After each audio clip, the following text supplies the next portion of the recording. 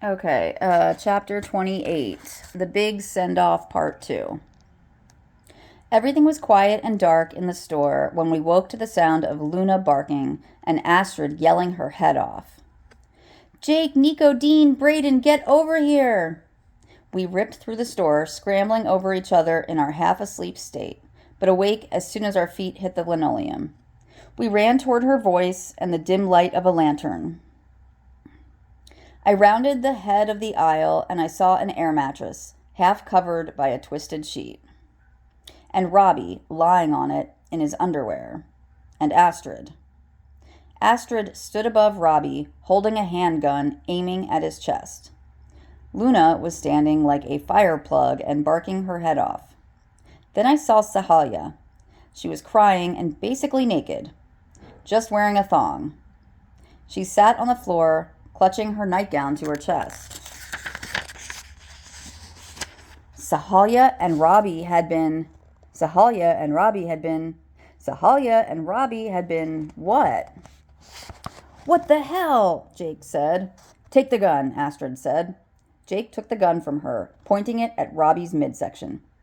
This is intense. This is too intense, Jake said, and I saw his hand was trembling. What happened? Nico asked. Nothing, Robbie protested. Sahalia was weeping, clinging to Astrid as if she was a life raft. Astrid was making calming sounds and trying to both cover her up and gather her from the floor at the same time. It's okay, Astrid said. You're fine, just get up. Sahalia clutched her nightgown to her chest, and Astrid moved her toward the train. Okay, so in the one question that says, like, what happened with them or whatever, and then something about, like, who do you believe, Robbie or Sahalia? So I guess this is all about that. But very simply, what happened is they found the two of them in bed together, I guess. I'm not really sure, with Sahalia crying and naked.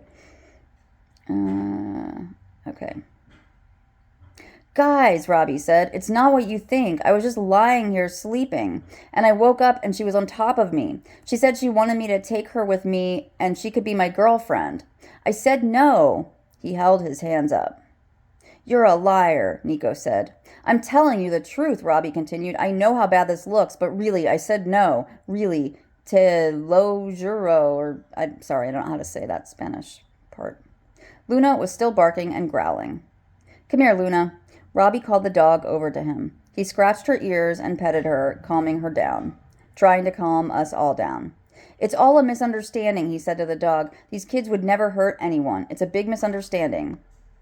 I looked at the guys. Did they buy it? Did I buy it? She's crazy, that girl, Robbie said. She kept talking about how none of you think she's a grown-up, but how she is. And she wanted to prove it to you. And honestly, I was trying to get her to put back her nightgown on when that other crazy girl came with the gun. All right, Nico shouted. That's enough. Just don't talk. Let me think.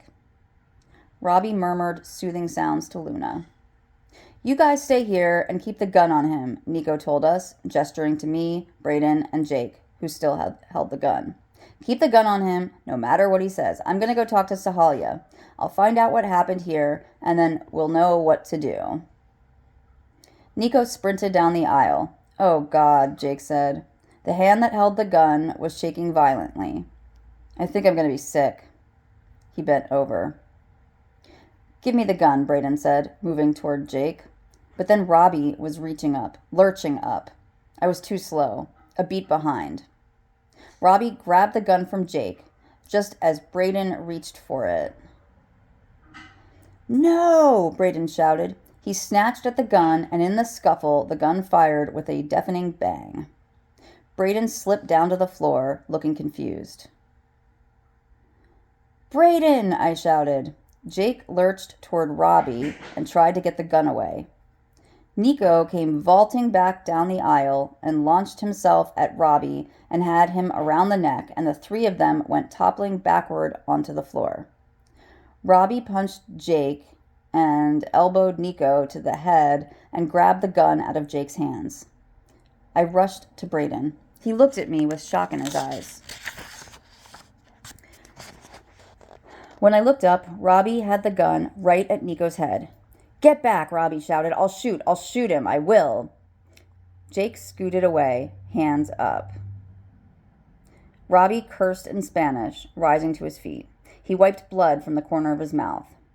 Maldita si! I told you it wasn't me. She wanted to be my girlfriend. Why couldn't you just believe me? You, he said, turning on Nico. You had it in for me from the start. Robbie lashed out and struck Nico across the face with the barrel of the pistol. Nico fell. You don't get to decide who goes and who stays, Robbie screamed at Nico's fallen form. Who lives and who dies? He raised up his gun, and bwam! A gunshot murdered my ears. Robbie was flung backward, led by his head. He hit the shelving unit behind him and slumped to the ground. He was shot. There was Josie, holding the other handgun, coming out of the shadows down the aisle.